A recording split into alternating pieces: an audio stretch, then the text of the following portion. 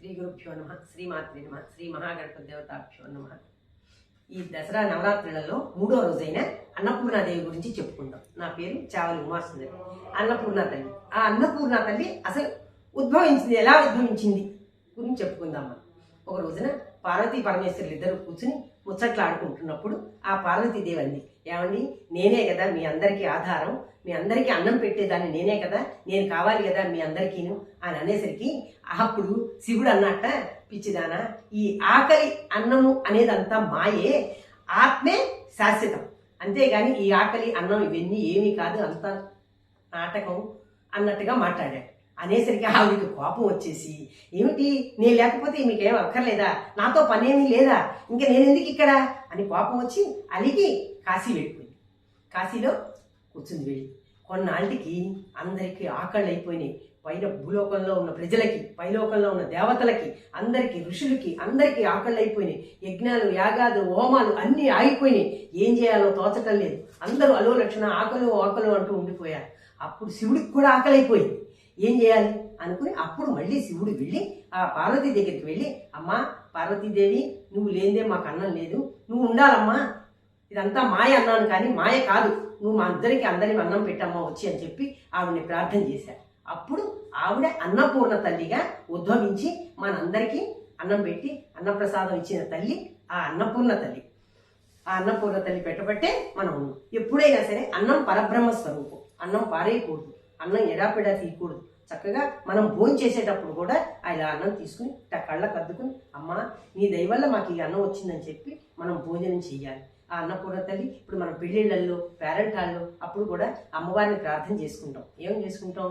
నిత్యానందకరీ వరాభయకరీ సౌందర్య రత్నాకరీ నిర్ధూరాఖిల ఘోర పావనకరీ ప్రత్యక్ష మాహేశ్వరీ ప్రాళేయాచల వంశ పావనకరీ కాశీపురాధీశ్వరీ భిక్షాం దేహి కృపావలంబనకరీ మాతా అన్నపూర్ణేశ్వరీ.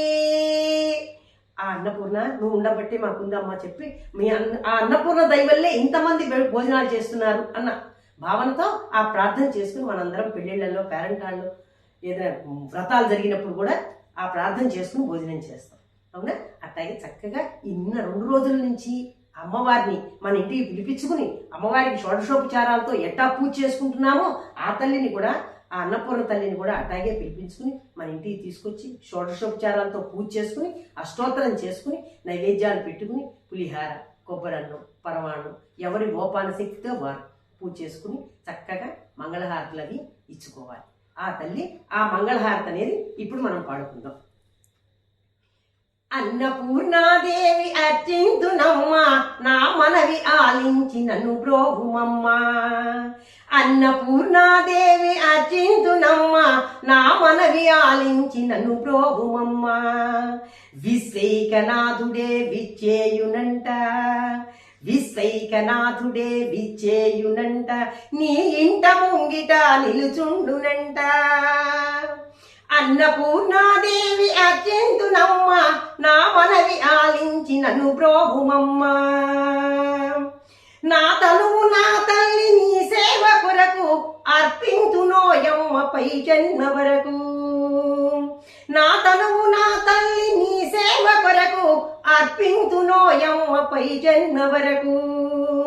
నా ఒడలు అచలాంశ నీ పురము చేరి, నా ఒడలు అచలాంశ నీ పురము చేరి నీ పాదముద్రతో నెగడాలి తల్లి.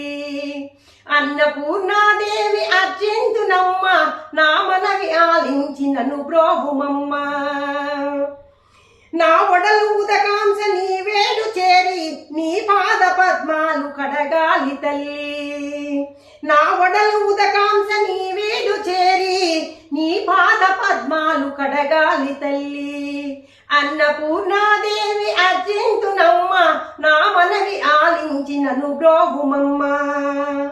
నా తనువు తేజాంశ నీ గుడికి చేరి, నా తనువు తేజాంశ నీ గుడికి చేరి నీ ముందు దివ్యగా వెలగాలి తల్లి.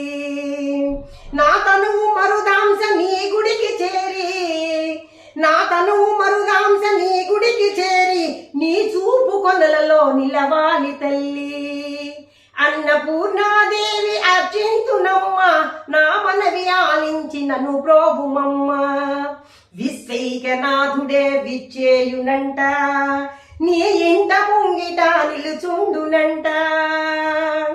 నా తనువు గగనాంశ నీ మణికి చేరి, నా తనువు గగనాంశ నీ మణికి చేరి, నీ నామగానాలు గ్రోలాలి తల్లి. అన్నపూర్ణాదేవి అర్చింతునమ్మ, నా మనవి ఆలించి నన్ను ప్రోభుమమ్మ. విశ్వైకనాథుడే విచ్చేయునంట, నీ ఇంట ముంగిట నిలుచుండునంట. అన్నపూర్ణాదేవి అర్చింతునమ్మ, నా మనవి వర్ణించి నన్ను ప్రోభుమమ్మ. ఈ అన్నపూర్ణ తల్లి శ్రీమాత్రే నమః.